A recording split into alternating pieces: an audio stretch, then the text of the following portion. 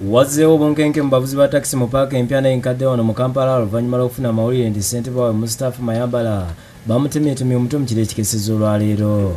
Mayambala asangiddwa mu ddwaliro ensamya ng'apookya era ng'ategeeza nga bwe yalumbiddwa abantu bwe yabadde ng'agenda ewe ku ssaawa 2 ez'ekiro ne bamuteega kumpi ne paaka empya ne bamukuba n'okumufumita ekiso ku mutwe.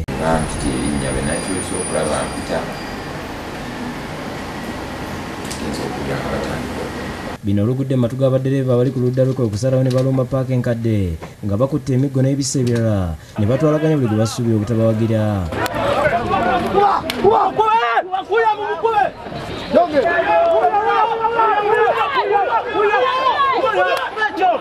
Bwe bayingidde mu paaka beetoolodde stage ku stage nga banoonya bye baagala okukuba kyokka bwe batuuse ku ofiisi ya KCC eri ku stage y'entebe ne bakubagana olw'abamu be balumiriza okukola effujjo okuddukira munda.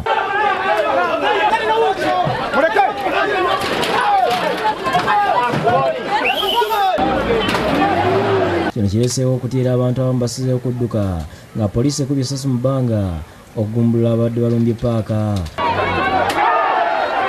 Abapoliisi okuva ku CPS nga bakulembeddwa mu DPC Michael Musani bazze ne bakakkanya embeera. Baddereeva ba Mayambala bagambye nga bwe bagenda okuyamba ku poliisi okuzuula abatema bannaabwe ng'era emiryango gya paaka gyeriddwako abakuumi. Ffe tetugenda kukkiriza ssentebe waffe gwe twalonda abantu ne tulonda musaawe nakiwenga ne gavumenti weeri ne poliisi weeri ate batandika okumutuusaako ebisago nga ffe tutunula. N'olwekyo nkubira pulezidenti omulanga vaayo eri eggwanga otaase omulimu gwa Baddereeva mu Kampala.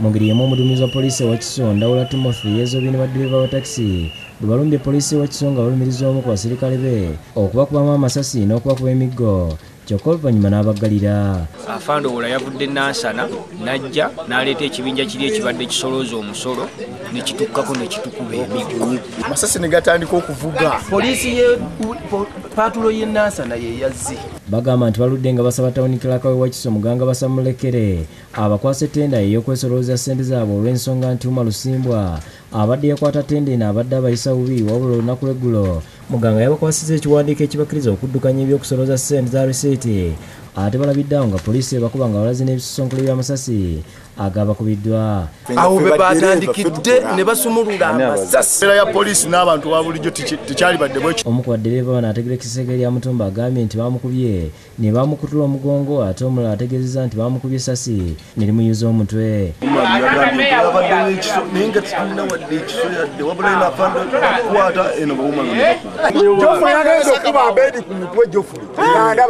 DPC Ndawula akaluubiridde okubannyonnyola bwe bavudde wano balumbye ekitebe kya tawuni kanso wa Kisonga eno muganga yeegaanye eby'okubawa ebbaluwa ebakkiriza okukola emirimu. Abaagala okuwamba paaka nti bagisolooze kitali mu mateeka tetuyinza kukikkiriza. Teri kusasula lisiiti paka nga kaawa amaze tutubuulira nti gy'ani atusolooza. Mula nabo bwe baba bagamba lisiiti ewummule nabo tebavuga. Meeya Peter Setimba asabye Baddereeva nti bakakane ng'ensonga zaabwe zikolebwako. Nga tunoonyereza takisi meka ezitulina ezikola prima road. Idaya Namyalo, Byondo William ne Mutyaba William be bakusakidde eggulu lino lwa Bukedde TV.